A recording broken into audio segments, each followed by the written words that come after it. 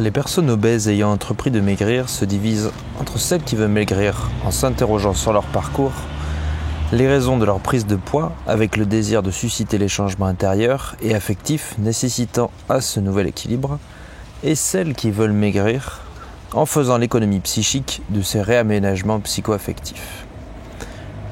Les premières réussissent mieux à maintenir leur perte de poids dans le temps que les secondes.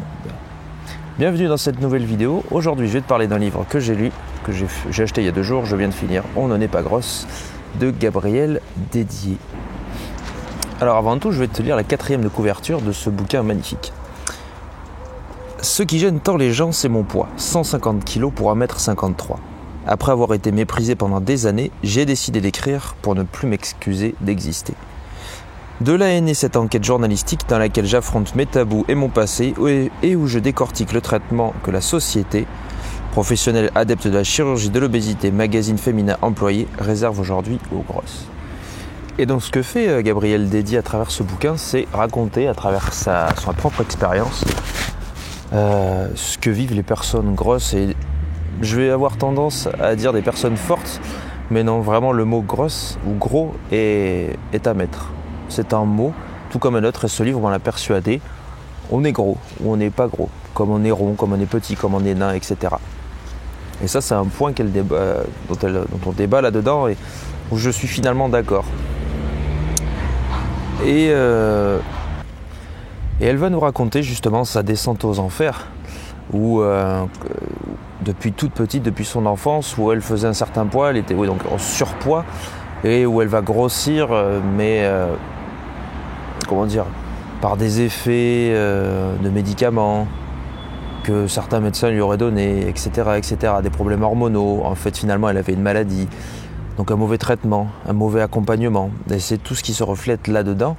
Et elle parle également de la société de l'image dans laquelle on vit, forcément, et des opérations que beaucoup de personnes subissent. Et le revers de la médaille avec un taux de mortalité qui est, même moi, ça m'a foutu une baffe, assez important. Et elle raconte certaines scènes, notamment quand elle était au lycée, au collège, bon peu importe, où l'infirmière lui pose la question si elle nettoie bien l'intérieur de ses bourrelets parce que certains de ses camarades se plaignent de l'odeur. Alors l'histoire va un peu plus loin que ça, mais je vous encourage à lire ce livre. Et on peut voir donc, alors il y a une certaine époque, mais ça existe encore, et elle dénonce aussi certaines pratiques médicales de certains médecins qui dénigrent justement les grosses, ou les gros, les personnes en tout cas, en obésité morbide ou non. Et tout ça, ça m'a un peu rappelé le bouquin que j'avais commenté sur ma chaîne YouTube, si tu l'as pas vu, c'est les morphologies du gras, les métamorphoses du gras, de Georges Vigarello, où justement il explique toute l'évolution du corps, de l'apparence à travers les âges, donc du gros ancien, on va dire, au gros moderne, et du maigre ancien au maigre moderne, l'évolution de l'image de la femme qui est traitée largement là-dedans et qui est très important parce que l'homme gros est vu différemment qu'une femme grosse, puisqu'il y a le côté obèse et il y a le côté féminin qui n'est pas à négliger.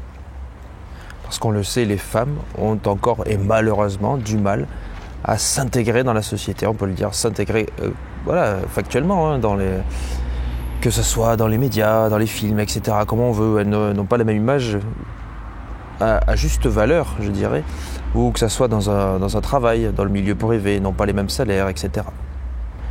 Et l'obésité morbide fait partie des discriminations courantes.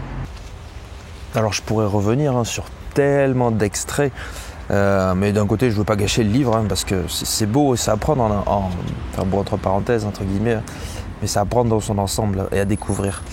Mais si je prenais là dans un chapitre où elle va voir un médecin, du moins pour tester ce médecin, en lui disant qu'elle veut perdre du poids, se faire opérer, etc. En fait, elle apprend qu'elle ne peut pas se faire opérer parce qu'elle est beaucoup trop grosse et qu'elle doit perdre 20 à 30 kilos, voire plus. Et lui, ce qu'il lui propose, c'est l'aide d'un ballon gastrique. Voilà, alors toi aussi tu te poses la question, qu'est-ce que c'est un ballon gastrique ? Et elle donne la définition. Donc c'est une méthode non chirurgicale consistant à insérer par la bouche un ballon qui est ensuite gonflé dans l'estomac afin d'entraîner une sensation de satiété plus rapidement. Et après, il lui conseille bien sûr de manger pendant 1 ou 2 mois que des légumes, ce qui va l'aider forcément à perdre du poids. Et la santé là-dedans, ça fait un peu mal. Et etc. Donc ça, c'est à peu près, oui, c'est 150 pages à lire. C'est rapide, c'est 15 €. C'est des éditions Goutte d'Or. Je crois que c'est de ses amis à elle qui ont lancé cette édition. Et merci à elle d'avoir eu le courage d'écrire ça parce que c'est pas facile du tout. Elle se livre beaucoup et on se reconnaît dans certains passages, comme quoi dans la vie, il y a des personnes qui vivent beaucoup plus des choses terribles que nous. Voilà, encore merci à toi, Gabriel Dédier, et puis à vous, à une prochaine vidéo. Salut!